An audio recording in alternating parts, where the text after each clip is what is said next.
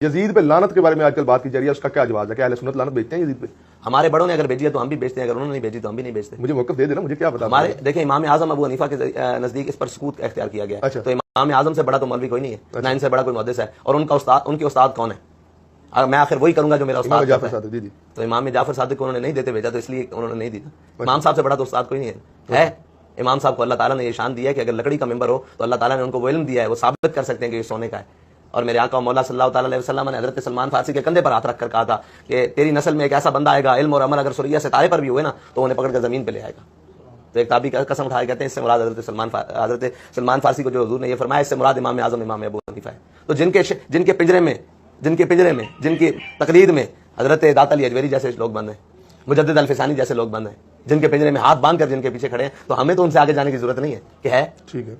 अच्छा, मतलब कातिल हुसैन पे तो आप लानत करते होंगे ना? जी, नाम लिए और भाई सारी उन पर कायनात का जर्रा जर्रा लानत करता है। मुख्तलिफ नौइयत का सवाल ये कि क्या आज के दौर में, आज की डेट में हम यजीद इब्न मुआविया पर लानत कर सकते हैं? और इसके साथ एक और चीज, क्या लानत और बद्दुआ करने में क्या फर्क है? क्या उसमें बद्दुआ भी कर सकते हैं उसके लिए आज की डेट? बद्दुआ क्या करनी है आपने? सही बुखारी में हदीस है, मुर्दे जो मर चुके हैं अपने अंजाम को पहुंच चुके हैं उनको गाली मत दो।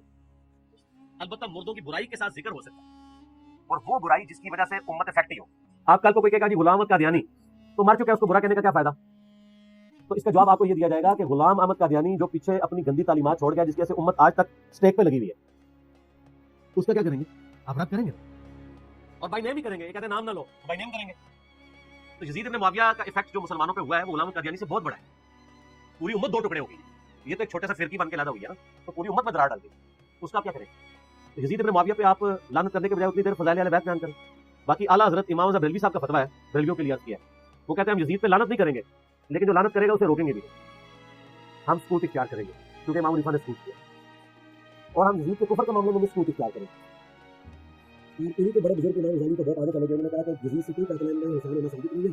उल्टा जो कोई ऐसा करता है वो झूठी तौहमत लगाता है, उसमें तौहमत लौट आएगी। तो पूरी बल्कि जो है वो इमाम गज़ाली खत्म कर गए, हालांकि हम तो उनको बोझ करते हैं, वो गलत उन्होंने बात की है। लेकिन जाहिर है कि वो चूंकि शिया के खिलाफ खड़े हुए थे इमाम गज़ाली पर, इसका टसल का अल्टीमेट नतीजा निकलता है कि आप इन मामलात में गुलूब करना शुरू करें। नबी इस्लाम ने लानत करने से, यानी बुखारी मुस्लिम में दर्जनों हदीस पर गवाह है कि आपने किसी भी कलमा को लानत करने से बाय नेम मेंशन किया, मना किया, मेंशन करके।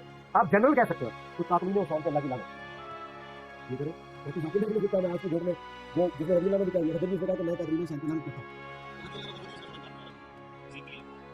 जनरलाइज आप कर सकते हैं, वो कुरान में भी है, जो हक छुपाते हैं उनको अल्लाह की लानत और तमाम लानत करने वालों की लानत। सूरह अल-बकरा आयत नंबर 159 160, लानत अल्लाह के कादिबीन, झूठों पे अल्लाह की लानत, जालिमों पे अल्लाह की लानत। सही मुस्लिम में हदीस है, जो अहले मदीना को डराए धमकाए उसको अल्लाह ताला पिघला देगा। मौजूद कबीर तबरानी में इसको स्पष्ट हदीस है कि उस पे अल्लाह की लानत, तमाम फरिश्तों की लानत, तमाम लानत करने वालों की लानत। सही मुस्लिम में हदीस है, जो मदीने में बिदअत को दाखिल करे उस पे अल्लाह की लानत, अल्लाह के फरिश्तों की लानत और तमाम लानत करने वालों की लानत। तो इस तरह जनरलाइज आप फार्मूले के तौर पे तो कह सकते हैं, बाय नेम मेंशन करके लानत करने की जरूरत नहीं, लेकिन इसका ये मतलब नहीं कि वो लानत का मुस्तहिक नहीं हुआ। आप झूठ बोलेंगे तो मैं आपको लानत ही नहीं कहूंगा, मैं ये जरूर कहूंगा कि आपने झूठ बोला है और कुरान में झूठे पे लानत आई। तो यजीद ने जुल्म किया है, कुरान में जालिम के ऊपर लानत आई है। यजीद ने फसाद फिल अर्द किया है, वाक़या हर्रा की शक्ल में, खाने काबे पे चढ़ाई की शक्ल में, और सबसे बढ़कर करबला की शक्ल में, तो लानत का मुस्तहिक हो गया फसाद फिल अर्द की वजह से खुद बखुद।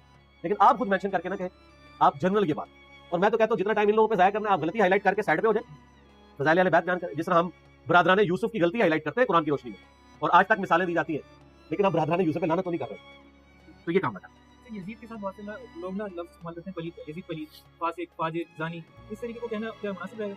पलीद तो है ना, जिसने पलीदी तो की है, और ये ज्यादातर इतराज इस पहले करेंगे तो उनको बताएंगे आपके जो बुजुर्ग हैं ना इंडिया पाकिस्तान बांग्लादेश में, शाह इस्माइल दिलवी जिन्होंने तक़वियतुल ईमान लिखी है, उनकी किताब छपी हुई है तज़कीरुल इख़वान मा तक़वियतुल ईमान, आराम बाग कराची से, मेरे पास वो पड़ी हुई है, हमने जेपीजी भी उसका क्लिप में लगाया था। वो तो जब भी यजीद का नाम लेते हैं तो लिखते हैं यजीद पलीद है। हत्ता कि उन्होंने जो हदीस मुस्नद अहमद में है ना कि एक दोपहर अब्दुल्लाह इब्न अब्बास ने ख्वाब में नबी सल्लल्लाहु अलैहि वसल्लम को देखा कि खून की शीशी उठाई हुई है, पुरांदा बाल है, और आप सल्लल्लाहु अलैहि वसल्लम परेशानी में खड़े हैं। वो कहते हैं कि मेरे माँ बाप आप पे कुर्बान, आपकी हालत किसने की है? तो वो नबी सल्लल्लाहु अलैहि वसल्लम को जवाब देते हैं कि आज मेरे हुसैन और उसके साथियों को कत्ल कर दिया गया करबला में, मैं सुबह से उनका खून जमा कर रहा हूं। ये एक तफसील अल्लाह ने ख्वाब दी। तो इब्न अब्बास कहते हैं मैं उठा, मैंने वो दिन और तारीख नोट की, बाद में खबर मिली, मेरा इंटरनेट का दौर नहीं था, कुछ हफ्ते बाद खबर आई कि उसी दिन हुसैन इब्न अली को शहीद किया गया था। इस हदीस को नकल करके शाह इस्माइल दिलवी तज़कीरुल इख़वान मा तक़वियतुल ईमान में लिखते हैं कि ये हदीस इस बात पर गवाह है कि नबी सल्लल्लाहु अलैहि वसल्लम अल्लाह की जन्नतों में हुसैन इब्न अली की शहादत के ऊपर गमज़दा हैं। और वो यजीद पलीद, बार बार यजीद पलीद का लफ्ज़ लिखते हैं, तो वो पलीदी तो उसने की है। तो अगर कोई इसके लिए फासिक भी इस्तेमाल करे, फाजिर भी, इनको छोड़ दे, सुल कुबरा अल बैहकी में अम्मार इब्न यासिर कहते हैं अहले शाम को काफिर ना कहो बल्कि कहो ये फासिक और जालिम है। अगर सिफीन लड़ने वाले जिनमें असहाब भी शामिल हैं, अम्मार इब्न यासिर सलफ का फाहम, उस सलफ का फाहम कि जिसके बारे में बुखारी में हदीस है अम्मार की जुबान को अल्लाह ने शैतान से महफूज कर दिया, सही बुखारी में। उस सलफ का फाहम जिसके बारे में हाकिम में मुस्नद अहमद में हदीस है कि अम्मार सर के बालों से लेके पांव के नाखूनों तक ईमान से पुर है, वो कह रहा है कि अहले सिफीन को कहो फासिक और जालिम, काफिर ना कहो। अहले सिफीन अगर फासिक और जालिम है, उनका बच्चा बचूड़ा यजीद तो किसी खाते में नहीं आता, ठीक हो गया। और ये पुराने सारे कहते थे यजीद प्लीज, ये अहले हदीस जो आज ठेकेदार बने हुए ना यजीद, इनको पूछें आपके सारे बुजुर्ग नवाब सदीक हसन मुपालवी के एहसानात हैं अहले हदीस के ऊपर, अगर वो ना होते सब कॉन्टिनेंट में अहले हदीस जीरो है। उसी ने माल लगा के किताबें ट्रांसलेट की और पूरा ये जितना अहले हदीस का मतलब फिक्र यहाँ पे फैला नवाब सदीक हसन मुपालवी की वजह से। और इतने बड़े आलिम थे कि शेख अलबानी सिलसिले हदीस सैय्यह में उनको अल इमाम लिखते हैं नवाब सदीक हसन। शेख अलबानी मुहद्दिस आजम अल्बानिया के और सऊदीया में भी रहे। तो नवाब सदीक हसन मुपालवी तो यहाँ तक लिखते हैं कि हजरत मुआविया की जंगें हजरत अली के साथ दुनियावी लालच से खाली नहीं थी। तो इस तक। और शाह अब्दुल अजीज मुहद्दिस देहलवी ने तोहफा इस्ना शरिया में उनका ये कॉल नकल किया दलील के तौर पर। चलो पीछे क्या बात है। तो ये सारी की सारी चीजें जो है ना वो इसी तरीके से चल रही होती हैं और लोगों की अपने एक फिरका वाराना सोच होती है। हम तो सच्चाई की बात करते हैं। चलिए अभी बात चलिए यजीद की, तो इसमें जरा इस बात पे भी रोशनी डाल देंगे, उन्होंने एक कारनामा मदीने में भी किया था जिसको वाक़या धरा के नाम से। हाँ जी, अगर इस पे भी रोशनी डाल देंगे तो लोग इल्म में। मेरा देखिए ये जो करबला वाला रिसर्च पेपर है इसमें एक हमने टॉपिक बांधा एंड पे जाके यजीद के 3 स्याह कारनामे, इसमें मेरा क्लिप भी लाखों लोगों ने देखा है। यजीद के 3 बुरे करतूत। हुआ ये था कि हुसैन इब्न अली की शहादत के बाद अहले मदीना ने यजीद की बैत तोड़ दी। बैत तोड़ी तो उसने कहा क्यों इन्होंने हक में वक्त के खिलाफ बगावत कर दिया है, तो इसलिए यजीद ने फिर चढ़ाई की थी और उसमें मदीना शरीफ की उम्मत पामाल हुई। खुद आप इब्न कसीर को पढ़ के देख लें, अल बिदाया वन नहाया में उनकी तारीख में उन्होंने वाज़ेह लिखा है कि 1000 से ज्यादा मदीने की औरतें जो ताबईन थी एटलीस्ट, यानी वो प्रेग्नेंट हो गई। यजीद की फौज ने जो कुछ किया, 3 दिन तक मस्जिद नबी में घोड़े बांधे रखे, मस्जिद नबी में नमाज नहीं हुई। ये तो सारी बातें जो खुद ये शामी है ये इब्न कसीर, और इसकी बड़ी कोशिश होती है कि मीर शाम का दिफा करे, लेकिन इन मामला उसने दिफा नहीं किया। वाज़ेह लिखा इब्न कसीर ने, इब्न तैमिया के शागिर्द थे जिन्होंने वो तफसीर इब्न कसीर भी लिखी। और दूसरी तरफ चूंकि मक्के के अंदर इब्न जुबैर ने रज़ियल्लाहु तआला अन्हु सहाबी ने खिलाफत कायम कर ली थी, तो यजीद ने उनके ऊपर भी चढ़ाई करवाई। खाना काबा सही मुस्लिम में हदीस है, खाना काबा के ऊपर पथराव किया, गिलाफ काबा भी जल गया, उसमें उसका एक दीवार भी डैमेज हुई। उसी दौरान यजीद मर गया। फिर 9 साल तक उनका वो खिलाफत वाला मामला चलता रहा, हत्ता कि अब्दुल मलिक बिन मरवान के दौर में फिर हज्जाज इब्न यूसुफ ने शहीद किया, खाना काबे पे लाश टांग दी दरवाजे पे। वो पूरा मेरा क्लिप आप देखें ना, आले उमैया का दहशतगर्द हज्जाज इब्न यूसुफ, वो सब कुछ मैंने पूरी हिस्ट्री बयान की सही मुस्लिम से, तो कुरानों की लिखवाई तारीख से नहीं, सही मुस्लिम से। अच्छा, यजीद की बैत से मुतालिक एक एतराज़ ये किया जाता है कि अब्दुल्लाह बिन उमर रज़ियल्लाहु ताला अन्हु इनसे मुतालिक है उन्होंने यजीद की बैत भी कर ली थी और वो लोगों को इस बात के लिए कायल करते थे कि तुम भी इसकी बैत करो। तो ये भी जरा क्लियर करिए क्या बात। हाँ ऐसा ही हुआ था, लेकिन हम ये कहते हैं कि यजीद की जो बैत नहीं कर रहे थे या जिन लोगों ने यजीद की बैत तोड़ दी थी वो बरेलवी देवबंदी अहले हदीस थे या एटलीस्ट सहाबा और ताबईन थे। सहाबा ताबईन थे। तो अब्दुल्लाह इब्न उमर की एक इंडिविजुअल राय है ना, तो गलत भी हो सकती है और तारीख ने साबित किया कि उनकी राय गलत निकली है, उन्होंने खुद माना है। आले उमैया ने उन्हें कत्ल करवाया। सही बुखारी में हदीस है, हज्जाज इब्न यूसुफ तीमारदारी के लिए आया और कहा कि मुझे पता चल जाए ना कि आपका कातिल कौन है, मैं उसे ना छोड़ूं। उन्होंने तकिया किया, उन्होंने कहा मेरा कातिल वो है जिसने ihram की हालत में हालात जंग लाने की इजाजत दी है, यानी तुम, लेकिन डायरेक्ट तो नहीं कह सकते थे, वरना वो शहीद होने से पहले शहीद कर देता। जालिम आदमी थी। हर बंदा तो जाबिर कुरान के सामने नहीं कलमा हक बुलंद कर सकता। तो बाद में आप देखते हैं मजमू ज़वाइद में अल मुस्तदरिल हाकिम में मौजूद है, अब्दुल्लाह बिन उमर कहते हैं मुझे पूरी जिंदगी ना तो नमाज रोजा छोड़ने के ऊपर कोई गम होगा ना और किसी मामले में, सिवाय इसके कि मैंने बागी गिरोह के खिलाफ किताल नहीं किया था हजरत अली के साथ मिलकर, मुझे उस वक्त न्यूट्रल नहीं रहना चाहिए। तो जो बात मरते वक्त अब्दुल्लाह बिन उमर को समझ आई, वो बात उससे ऑलमोस्ट 34 साल पहले मौला अली के साथियों को हजरत अली की जिंदगी में समझ आ गई। बाद में जिन लोगों को बात समझ आई है उस वक्त फायदा तो कोई नहीं हुआ, उन्होंने मान तो लिया। बाकी मैंने बताया अब्दुल्लाह बिन उमर की नेचर जो है ना वो पैसिव, एक्टिव नेचर के नहीं। सही बुखारी में 4108 नंबर हदीस है, जब हजरत मुआविया ने उनके सामने हजरत उमर की तौहीन कर दी तो उधर भी जवाब दे सके। जब हजरत मुआविया ने कहा था जो कोई खिलाफत का की तलब रखता है अपना सींग उठाए। अरब के लोगों का फिर आप पता ना जुबान की जो होती थी तेजी वो तो फिर बड़ी थी ना, सींग उठाए अपना, यानी अपना सर बुलंद करे, कर्न उठाए। मैं उसके बाप से खिलाफत का हकदार हूँ। जब मजमा छट गया तो बाद में हबीब बिन मसलमा ने कहा कि आपने अब्दुल्लाह बिन उमर उधर जवाब क्यों नहीं दिया हजरत मुआविया को जब वो इस तरह की बात कर रहे थे। तो यानी वो यही समझ रहे थे कि उनके बाप को ही कह रहे हैं। तो मैंने इरादा किया कि मैं इसको जवाब दूं कि तुझसे ज्यादा खिलाफत का हकदार वो है जिन लोगों ने हालत इस्लाम में जबकि तुम लोग काफिर थे तुम लोगों के साथ जंग की है, यानी तुम बाप बेटा काफिर थे और हजरत अब्दुल्लाह इब्न उमर उनका बाप मुसलमान था और हम तुम लोगों से खंदक लड़ते थे, हमने ओहद लड़ी, बदर लड़ी और आज तुम लोग बाद में तुलका ईमान लाए हो एंड पे जाके और आज तुम लोग खिलाफत के हकदार हो। या मौला अली के बारे में भी हो सकता है कि वो खिलाफत के हकदार है जिनके साथ तुम जंगे कर रहे हो। तो वहां पे भी उन्होंने अपने बाप की तो इनके ऊपर भी जवाब बाद में दिया, उस वक्त नहीं दिया। तो उसके आगे अल्फाज है, हबीब बिन मसलमा कहते हैं कि अब्दुल्लाह बिन उमर ने खामोशी इख्तियार करके अपनी जान भी बचा ली और इज्जत भी बचा ली। तो जान और इज्जत महफूज ना हो अगर, तो वहां पे आप इख्तिलाफ राय कैसे रिकॉर्ड करवा सकते? बुखारी मुस्लिम में आता है कि वो जाके अब्दुल्लाह बिन उमर कहते थे बैत ना तोड़ो यजीद की, बाकी लोग कहते थे क्यों ना तोड़े, इससे बड़ा और कोई वाकया होगा।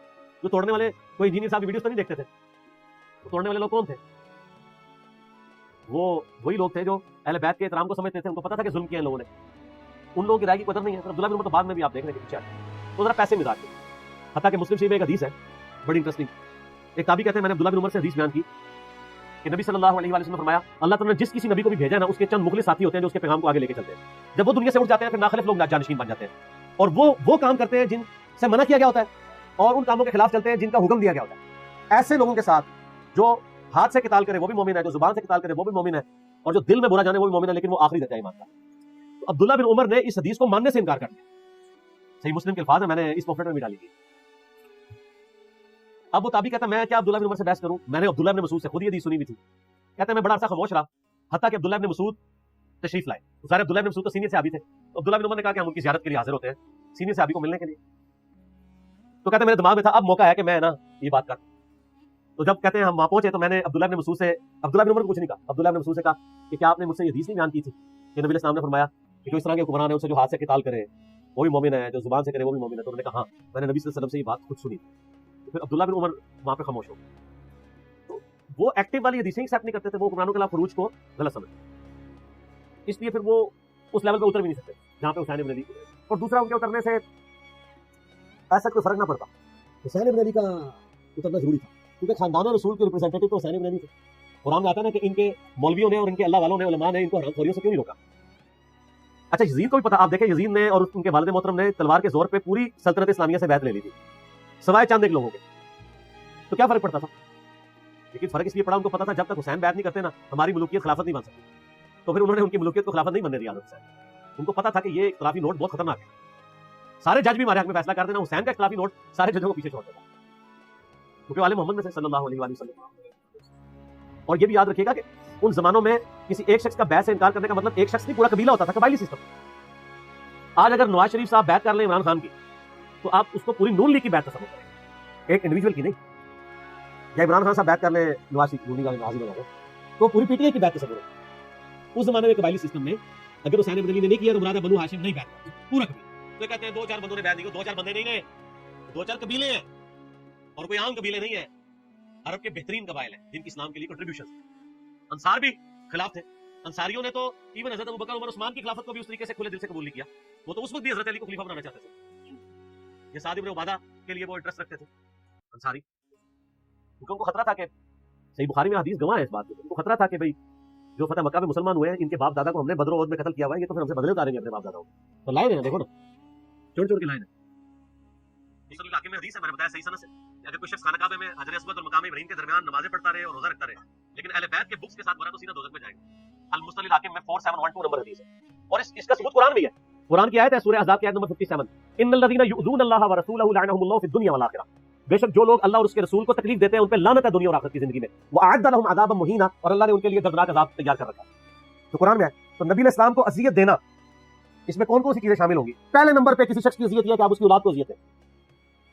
دوستوں یاروں کو انسان کیا سمجھتا ہے؟ میں خود بیوی بچوں والا ہوں, آپ لوگ بھی ہیں. مجھے بتائیں بیوی اور بچوں سے آگے آپ کو کوئی دوست ہو سکتا ہے نا؟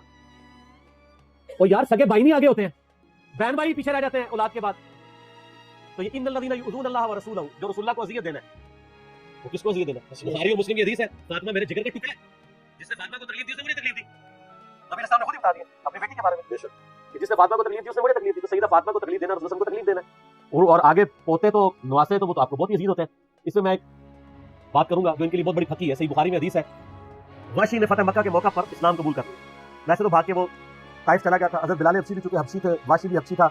حضرت بلال حبشی جہاں باقی لوگوں نے اپنے رشتہ داروں کے لیے امان حاصل کی فتح مکہ کے موقع پہ, تو انہوں نے بھی حضور سے کہا کہ رسول اللہ میں بھی اس کو امان دینا چاہتا ہوں, میں اس کو قائل کر لوں گا کہ اسلام قبول کر لیں, کیونکہ سورہ توبہ میں آیات نازل ہو چکی تھی کہ اب جن لوگوں نے ایمان نہیں قبول کیا وہ عرب کی سرزمین چھوڑ کے چلے گئے, ادروائز وہ قتل کیے جائیں گے, عذاب استیصال آئے گا ان پہ. تو واشی تیار ہو گیا, حضرت بلال نے لا کے حضور کے سامنے پروڈیوس کر دیا صلی اللہ علیہ وسلم. آپ نے پوچھا واشی یہاں سنو, قاتل حمزہ, تو میں تیرا اسلام قبول کرتا ہوں لیکن کیا تو ایسا کر سکتا ہے کہ مجھے اپنی شکل نہ دکھانا. بات کسی نے نبی علیہ السلام کو یہ مشورہ نہیں دیا کہ حضرت حمزہ کو شہید ہوئے اس وقت 8 سال ہو چکے تھے, 5 سال, کیونکہ 8 ہجری میں فتح مکہ ہوا, 3 ہجری میں غزوہ ہوا. 5 سال پہلے حمزہ شہید ہوئے ہیں, اور یا رسول اللہ سوگ تو 3 دن ہوتا ہے. آپ 5 سال سے غم حمزہ منا رہے ہیں, ہمیں کہتے ہیں غم حسین منا رہے ہیں. تو یہ غم حمزہ کیوں منایا جا رہا ہے اور اس لیول پہ منایا جا رہا ہے کہ مجھے شکل نہیں دکھانی؟ اگر نبی علیہ السلام حریص علیکم بالمؤمنین رؤوف الرحیم ہو کے بھی اپنے جذبات کے حوالے سے اتنے اسٹرکٹ ہے تو کوئی کہے گا بغض واشی ہے نبی علیہ السلام کے دل میں؟ نہیں ہے, لیکن اس کی تکلیف اتنی بڑی تھی کہ نہیں بلا سکتا انسان. یہ حقیقت بات, آپ کے ساتھ بھی ایسا ہو گیا, آپ بھی نہیں بلا سکتے. تو مجھے بتائیں انسان کو اپنے چچا سے زیادہ محبت ہوتی ہے یا اپنی اولاد سے؟ تو جو آل امیہ قاتلین اہل بیت ہے ان کی شکلیں دیکھیں گے نبی اسلام قیامت الدین؟ نیور. تو پھر وہ حدیث فٹ ہوگی بخاری مسلم کی سحقا سحقا لمن غیر بعدی، ان کو مجھ سے دور کر دو جنہوں نے میرے بعد دین کو بدل دیا.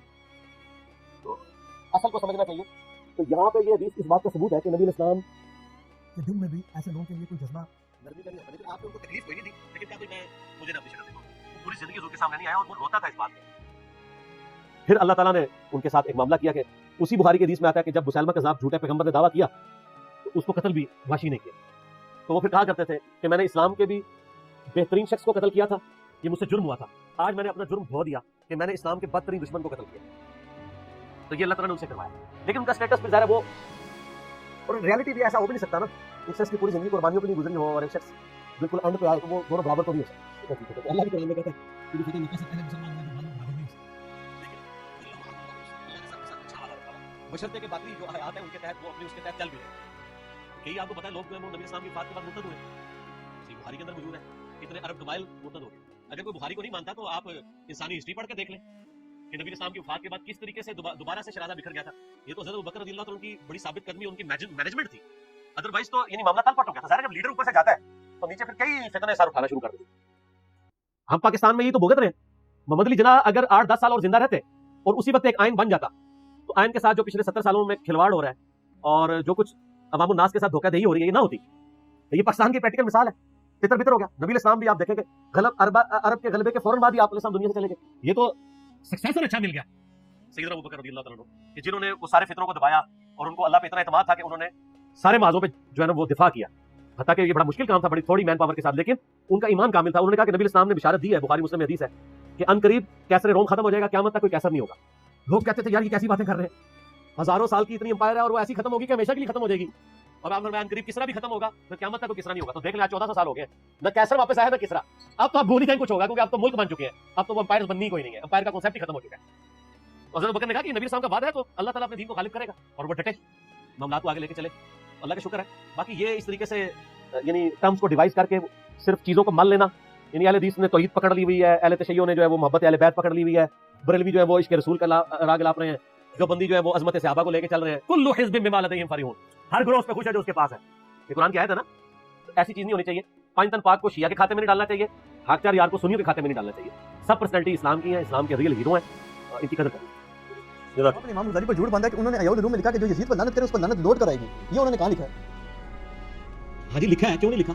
تو بلکہ یہ ادھر لیپ ٹاپ نکال کے دیں میرا ایپ ہے یہ میں تمہیں ورڈ بائی ورڈ پڑھ کے سنا دینا. اس کو فرحان بھائی جے پی جی بھی ڈالنی بیچ میں اسی جگہ کے اوپر. اللہ کے بندوں یہ مجھے پتا ہے ایک بریلوی مولوی صاحب نے اعتراض کیا، میں بریلویوں کا ہی والا ان کو دینے لگا. ٹھیک ہے نا جی. دیکھیں اگر ہم اپنی طرف سے کوئی بات کرتے ہیں نا تو ان کو انہوں نے کہا انہوں نے ترجمہ بدل دیا، انہوں نے خود چھاپ لی. میں بریلویوں کا والا دے رہا ہوں، شرح صحیح مسلم غلام حسین سعیدی صاحب کی. ٹھیک ہے جی. اور اس میں جو کتاب الحج میں ہے 620 نمبر پیج ہے شرح صحیح مسلم کا. ٹھیک ہے جی. جلد بھی میں آپ کو بتا دیتا ہوں، اس کی تیسری جلد شرح صحیح مسلم غلام حسین سعیدی صاحب کی 3rd جلد 620 نمبر پیج. انہوں نے امام محمد غزالی کے حوالے سے احیاء العلوم کا حوالہ نقل کیا اور نیچے فٹ نوٹ پہ لکھا ہے امام محمد بن محمد غزالی متوفا 505 ہجری احیاء العلوم.